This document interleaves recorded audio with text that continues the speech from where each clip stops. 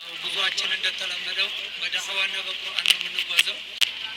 فكان عاقبتهما أنهما في النار خالدين فيها وذلك جزاء الظالمين يا أيها الذين آمنوا اتقوا الله ولتنظر نفس ما قدمت لغد واتقوا الله إن الله خبير بما تعملون.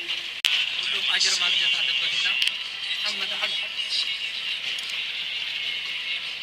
بسم الله الرحمن الرحيم إذا جاء نصر الله والفتح ورأيت الناس يدخلون في دين الله أفواجا فسبح بحمد ربك واستغفره إنه كان توابا.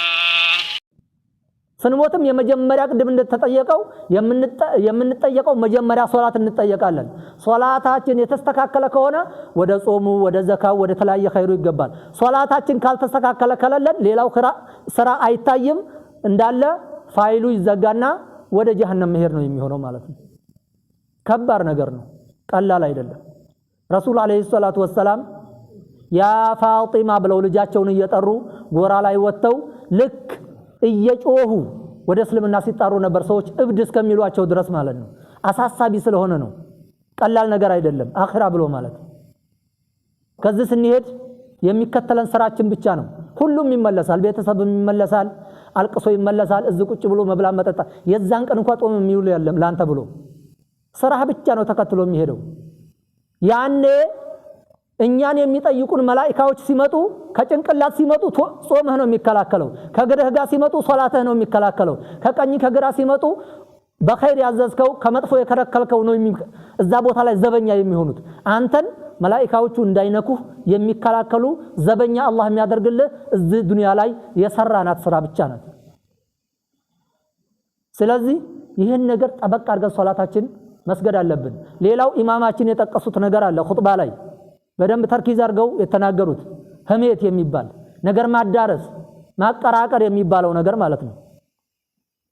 ረሱል አለይሂ ሰላቱ ወሰላም አይሰስ ሸይጣኑ አሉ ሸይጣን ተስፋ ቆረጠ አያዕቡደሁ المصلون في جزيرة العرب አሉ በዙ በአረብ ሀገር ላይ በሰዓቱ በነበረው ማለት ነው የሚሰግዱ ሰጋጅ የሆኑ ሰዎች እንደማያመልኩት ተስፋ ቆረጠ ሸይጣን። ወላኪን في التحريش بينهم በመካከላቸው ግን በማጣላት ስራ እንደሚሰራ ይችን አጋጣሚ ነው ያገኘው አሉ ረሱል አለይሂ ሰላቱ ወሰላም። ሹፍ ሙስሊም የሆነ ሰው ሙእሚን የሆነ ሰው ሌላ መግቢያ የለውም ሸይጣን፣ አንተም ማጣላት ነው የሱ ክፍት ቦታ ያለው ማለት ነው። ዛሬ ላይ እንደምታዩት አንዱ ወሃቢያ ይባላል፣ አንዱ ሱፊያ ይባላል፣ አንዱ አህባሽ ይባላል። ምንድነው? የሸይጣን ስራ ነው እንጂ አላህ እኮ የጠራን ሙስሊም ብሎ ነው። هو سماكم المسلمين من قبل ومن بعد አላህ ሙስሊም ብሎ ነው የጠራን። ማን ከፋፈለን? ሸይጣንና የሱ አጋሮች ምድር ላይ ሸያጢን الانس والجن። ሸይጣን ሁለት አይነት ነው። የሰው ሸይጣን አለ፣ እንደገና ማን ነው የሸይጣን ራሱ አለ፣ የሰው ሸይጣን ደግሞ አሉት ወታደሮች ማለት ነው፣ ነገሮችን የሚያዳርሱለት። አባትና እናት የሚጣላው ወይም ልጅና አባት የሚጣላው በምንድን ነው? በሸይጣን ምክንያት ነው። በመካከላቸው የሚያዳርሰው አለ። መነም መለከ ነም عليك ቅድም ኹጥባው ላይ ተጠቅሷል። ላንተ ነገር ያመጣልህ ተው በሉት፣ ያንተንም ነገር ይዞ ሄዶ ሊያደርስ ነው። መልእክተኛ ነው ያ ሰውዬ ማለት ነው፣ የሸይጣን መልእክተኛ።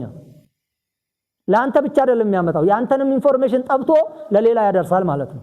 ስለዚህ በዚህ ጉዳይ ላይ ሙስሊሞችን የከፋፈላቸው በዚህ ዘመን ካፊር አንድ ሆኖ በአለም ላይ ሙስሊምን እየደቆሰ ባለበት ሰዓት ሙስሊሞች ደግሞ በተለያየ ስም ተለያይተው የተለያየ ታርጋ ተለጣጥፈው የተለያየ ስም ተሰጣተው ይሁን እንደፈለገ ይሁን ነው ያለነው። ይህንን እንደዚህ አይነቶቹን ማቆም መቻል አለብን።